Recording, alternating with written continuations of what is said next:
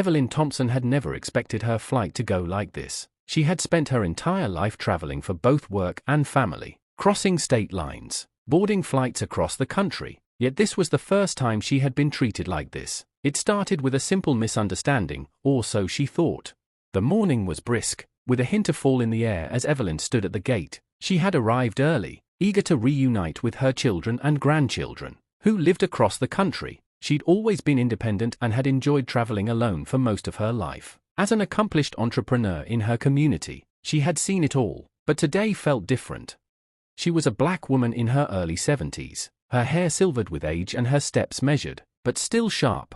Clad in a dignified coat and sensible shoes, Evelyn made her way toward the check-in desk. Her ticket was in hand, her ID ready for inspection. The gate agent, a young woman in her mid-20s, barely looked up as Evelyn approached. A curt "ticket, please" was all she offered, and Evelyn handed it over with a warm smile, expecting the usual routine. The gate agent's fingers moved quickly across the screen, scanning Evelyn's details. A moment later, her brows furrowed, and she glanced up, her expression shifting. "I'm afraid I'll have to call someone over. There seems to be a complication with your seat," the agent said. "Complication?" Evelyn asked, puzzled. She had flown this route dozens of times and knew the procedure like the back of her hand. "I'll just be a moment," the gate agent said, stepping away without another word. Evelyn stood there, waiting for what felt like an eternity. As she watched the gate agent speak with a few colleagues in hushed tones, she began to feel the weight of discomfort pressing down on her chest. After a while, a tall man in a pilot's uniform approached her. His demeanor was confident, but there was something about the way he looked at her that immediately made Evelyn feel uneasy. The pilot said, his tone polite but distant, "I'm afraid I'm going to have to ask you to step aside. There's an issue with your boarding." "I'm sorry, but I don't understand," Evelyn replied, her voice calm but firm. "I've done everything as usual. My ticket is in order." The pilot glanced at her ticket, then back at her, his gaze sweeping over her from head to toe. "This flight is for passengers who are able to follow the rules and meet the standards required to board. You don't fit the profile of someone who should be on this flight." Evelyn's heart sank. She'd heard of racial profiling before, but never had she been subjected to it so blatantly.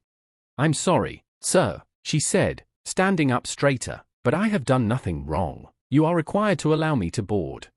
The pilot, with a glance over his shoulder at the gate staff, responded coldly, "I'm afraid that's not the case. You're not allowed on this flight. I'm instructing you to leave the gate area." For a moment, Evelyn stood there, stunned. This couldn't be happening. Surely this man was mistaken. But the more she tried to reason with him, the more he stonewalled her. The situation was escalating. Before she could say anything more, 2 security guards arrived. They were polite, but their presence made it clear that this was no longer a matter of confusion. It was an outright refusal. Evelyn was escorted away from the gate, her heart pounding as she tried to understand what had just happened. The pilot, standing at the desk, watched her go without a word. As she was led down the corridor, she couldn't help but feel the sting of humiliation. What had she done to deserve this treatment? The reality was clear. She was being denied entry because of who she was, and it didn't matter how much she tried to argue. Evelyn Thompson sat in the quiet of her living room, her mind replaying the incident over and over again. She had called her son, Marcus, the moment she was escorted away from the gate. He had been furious, his voice filled with disbelief and anger as he listened to her recount the details. Marcus Thompson was a powerful man, a CEO of a major corporation, and the last thing he expected was for his mother to be humiliated like this. The thought of her being treated like an outsider, simply because of the color of her skin, was unacceptable to him on every level. Within hours, the story had spread across social media like wildfire. A fellow passenger had filmed part of the incident and uploaded it to Twitter, where it quickly went viral. News outlets were all over the story, running segments about the airline's discriminatory practices. The video of Evelyn being escorted off the plane was the centerpiece of every report. And yet, despite the growing pressure, the airline had made no public statement. Evelyn had expected nothing less. In her years of navigating the complexities of business and life as a black woman, she had seen too many organizations sweep problems under the rug or offer empty apologies. The reality was that the corporate world didn't care unless there were consequences. She knew that she had to make those consequences clear.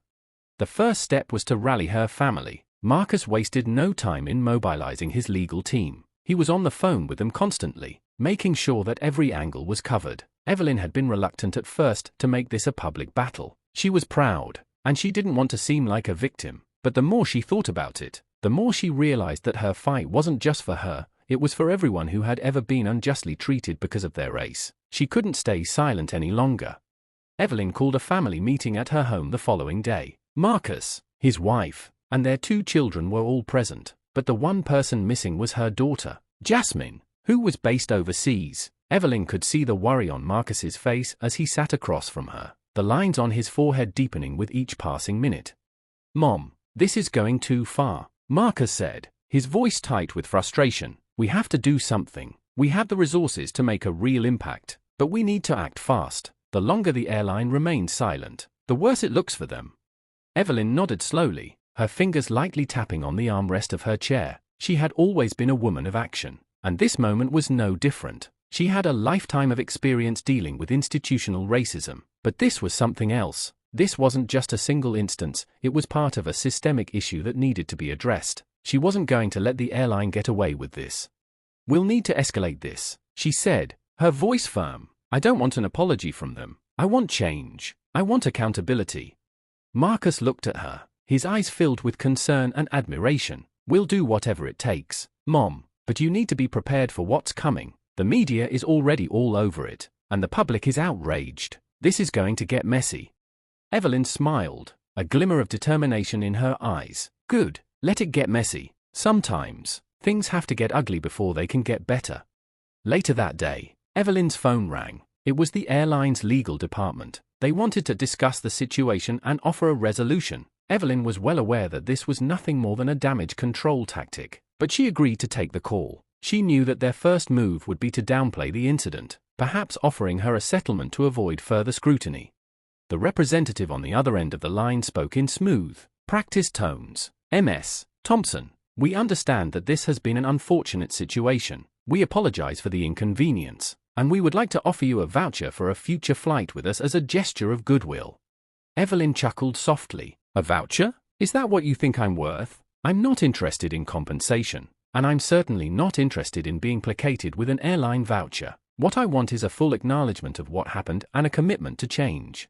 There was a brief pause on the line. Evelyn could almost hear the lawyer scrambling for a response. "Ms. Thompson, we are taking your concerns seriously," the representative finally said, though his voice sounded less confident now. "We will conduct an internal review, and we will reach out once we have more information."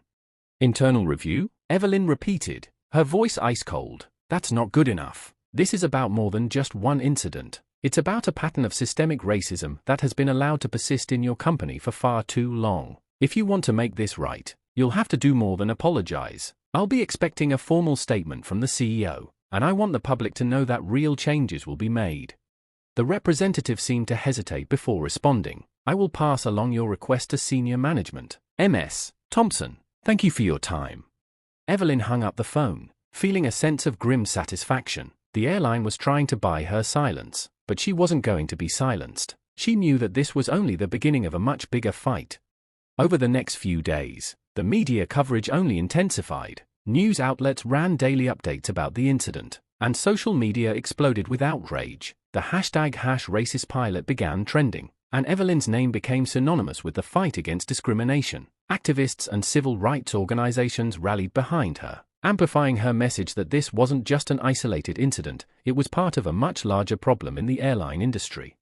Marcus's legal team began their investigation, digging into the pilot's history and the airline's record on diversity and inclusion. What they uncovered was disturbing. The pilot had been involved in several previous complaints of racial bias, but each time the airline had brushed them off. Evelyn's case was just one in a long line of overlooked grievances. This only fueled her determination.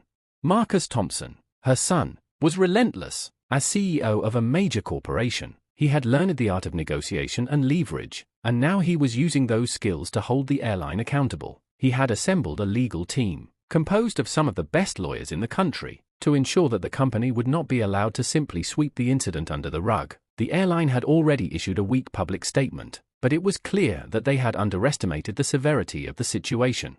While Evelyn's legal team dug into the pilot's history, Marcus turned his attention to the higher-ups at the airline. He arranged a meeting with the CEO, and although he knew the man would try to downplay the situation, he was ready to make it impossible for him to do so. Evelyn, for her part, was content to let Marcus take the lead in this battle, but she was deeply involved in the investigation, reading through every detail that came her way, ensuring that nothing was overlooked. She had always trusted Marcus's judgment, but she also knew that in situations like this, the truth needed to be uncovered from every angle. One morning, as Evelyn sat in her study sipping tea, her phone rang. It was a call from her attorney, Caroline Pierce, a sharp and experienced lawyer who had worked with Marcus on several high-profile cases. Evelyn had come to admire Caroline's no-nonsense attitude and her ability to cut through the corporate fog with precision. "Evelyn, you're going to want to hear this." Caroline's voice was tense. "We've uncovered something big. The pilot, his name is David Blake, has a history of complaints. We found records of at least 5 prior incidents of racial bias, all documented, but none of them resulted in any serious action from the airline." Evelyn felt a chill run down her spine. She had suspected that the incident wasn't isolated, but to hear it confirmed made her blood boil. 5 incidents, she repeated, and nothing was done? Nothing. Each time, the airline either dismissed the complaints or swept them under the rug. They never took it seriously. Evelyn was silent for a moment. Her mind was racing. This wasn't just one rogue pilot. This was a reflection of a much deeper, more insidious problem within the airline. The lack of accountability at every level of the company was appalling. "What are we going to do about it?" Evelyn asked, her voice sharp with determination. "We're going to make sure the world knows about it," Caroline said. "We're going to hold this airline accountable. We have a legal basis for a lawsuit, but more than that, we need to expose the systemic racism that is rampant within this company." Evelyn nodded, her grip tightening around her teacup. "This is just the beginning, Caroline. We need to make sure that this pilot, and anyone else like him, never has the chance to treat anyone like this again. I'm not going to let this go until real change happens." The investigation continued, and what they uncovered was even worse than Evelyn had imagined. It wasn't just the pilot's history, it was the entire culture at the airline. There was a pattern of ignoring complaints from black passengers, allowing racist behavior to persist unchecked. It became clear that the company's management, from the executives to the frontline employees, had turned a blind eye to the issue for years. Marcus, fueled by a mix of anger and determination, began preparing for the next step, taking the fight to the boardroom. The legal team was gathering evidence, but the pressure from the media and the public was growing stronger with each passing day. A meeting was scheduled with the airline's CEO, a man who had spent his career climbing the corporate ladder. Marcus had heard rumors that the CEO was known for being smooth-talking and evasive, but Marcus wasn't about to let him get away with it. On the morning of the meeting, Marcus dressed in his usual sharp suit, his face a mask of professionalism. He knew that this meeting would be a test, not just of the airline's commitment to change, but of his own resolve. The CEO, Richard Caldwell, was a man used to being in control, and Marcus was prepared to challenge that control. The meeting was set for 10 a.m. at the airline's corporate headquarters, a sleek building in the heart of the city. Marcus arrived early, walking through the gleaming marble lobby with the quiet confidence of someone who had earned their place in the world. As he entered the boardroom, he was greeted by Caldwell and several other senior executives. The tension in the air was palpable, but Marcus kept his expression neutral. The day the story broke, Marcus stood before the media, his voice resolute as he spoke about the need for accountability. "We will not let this go," he said. "My mother, Evelyn Thompson, has been treated with a level of disrespect that is unacceptable. This isn't just about one pilot, it's about an entire system that allows this kind of behavior to flourish unchecked. The airline has failed, and now they will be held accountable." Evelyn watched from the sidelines, feeling a surge of pride. Her son's words were powerful, and she knew they would resonate far beyond the corporate boardrooms. But she also knew that the true test was yet to come. The airline would have to answer for its actions, and Evelyn was determined to make sure they did. The days that followed were a whirlwind of legal action, media attention, and corporate maneuvering. Evelyn Thompson had always been a woman of resolve, but now, as the story of the racist pilot spread further, her role in it had taken on a deeper significance. No longer just a victim of prejudice, she had become the face of a movement, a symbol of resistance against systemic racism.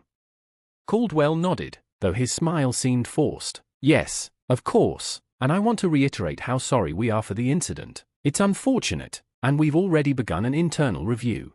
Marcus didn't buy it. He could see the insincerity in Caldwell's eyes. He knew that this was just another attempt to placate him and deflect any real responsibility. An internal review. Marcus repeated, "Is that all you have to offer? My mother was treated with blatant disrespect, and the pilot responsible has a history of discriminatory behavior. You're telling me that all you're doing is reviewing the situation?" Caldwell's face tightened. "We're taking the matter seriously, Marcus. We'll handle it internally, but this isn't something that requires public escalation." Marcus leaned forward, his voice low but intense. "You don't get to decide how this is handled. My mother has been wronged. She's been humiliated in front of other passengers, and you're telling me that you're going to handle it quietly? No, we will not allow you to sweep this under the rug. This is bigger than just an apology. This is about systemic change." The CEO shifted in his seat, clearly uncomfortable. The boardroom was quiet, and Marcus's words hung in the air. The truth was undeniable. "We are prepared to take legal action if necessary," Marcus continued, "but I want to make something clear. We are not doing this for money. We are doing this to ensure that no one else ever has to experience what my mother did." The room fell silent as Marcus's words sank in. It was clear that he was not going to back down. The meeting ended with Caldwell promising to take the matter seriously. But Marcus knew better. He had heard it all before, the empty promises, the feigned concern. This was just the beginning. When Marcus returned home that evening, he found Evelyn waiting for him, sitting quietly in the living room. The look on her face was one of quiet resolve. "They won't get away with this, Marcus," she said. "Not now, not ever." And for the first time since the incident, Marcus saw the full extent of his mother's determination. This wasn't just about an airline or a pilot. This was about a fight for justice, and Evelyn Thompson wasn't going to stop until she saw it through. The days after Marcus's meeting with the airline CEO, Richard Caldwell, were a blur. The tension that had gripped him during the boardroom confrontation now morphed into a fierce determination. He had made his point clear, but the real work was just beginning. Evelyn, too, was steadfast in her resolve. She wasn't content to let the legal process unfold slowly. She wanted the airline's corrupt practices exposed immediately. She spent her days reviewing documents with Caroline, her lawyer, and speaking to journalists who had reached out to her after the media storm surrounding the incident. The story had gained traction quickly. News outlets across the country were running stories about the racist pilot, and public outrage was growing. What troubled Evelyn the most, though, wasn't just the incident with the pilot. It was the systemic issue of racial discrimination within the airline industry. She had heard from several other black passengers who had experienced similar issues. Complaints had been filed, but like the pilot's own history, they had been ignored. This wasn't just a one-off event. This was part of a much bigger problem. That afternoon, Evelyn and Marcus sat in her living room, reviewing the next steps. The room, bathed in the golden glow of the setting sun, felt warm despite the heavy subject matter they were discussing. It had been a difficult few days, but Evelyn knew they had no choice but to push forward. "We can't let this just go away, Marcus," Evelyn said, her voice unwavering. "This needs to be about more than just one pilot. We need to use this moment to expose the deep-rooted issues that have been festering for years." Marcus nodded. "I've already spoken to several key people at the Department of Transportation and the FAA. We can't just rely on the airline's internal investigation. We need outside accountability." Evelyn's face hardened. She knew this would be a fight, and not just with the airline. It was going to involve the entire system. The next steps were crucial. They needed to gather the stories of others who had suffered at the hands of racial discrimination within the airline industry, and they needed to do it fast. That evening, as the phone calls poured in from reporters and activists, Evelyn couldn't shake the feeling that the fight was only beginning. She and Marcus were planning a press conference for the following week. It would be their chance to publicly challenge the airline's policies and demand accountability from the government regulators. The next few days were a whirlwind of preparation. Evelyn and Marcus met with their legal team in a series of intense sessions, discussing strategy and gathering evidence. The media attention surrounding the incident was intense. News outlets were calling Evelyn daily, eager for her side of the story. Meanwhile, the airline, feeling the heat, began to scramble, issuing more public statements, but none of them were enough to quell the growing backlash. But the most significant development came on the third day after Marcus's meeting with Caldwell. It was a tip from an anonymous whistleblower, someone who worked in the airline's internal human resources division, that turned the case from a story of one wrong passenger to a much larger national issue. The whistleblower had provided Marcus's legal team with a trove of documents, emails, internal memos, and even recordings of conversations between executives. The evidence was damning. It revealed that the airline had a long-standing culture of systemic racism, one that wasn't just limited to pilots, but extended to management, flight attendants, and other staff members. The company had quietly buried dozens of complaints from black passengers, brushed off reports of discriminatory behavior, and in some cases, retaliated against employees who spoke up.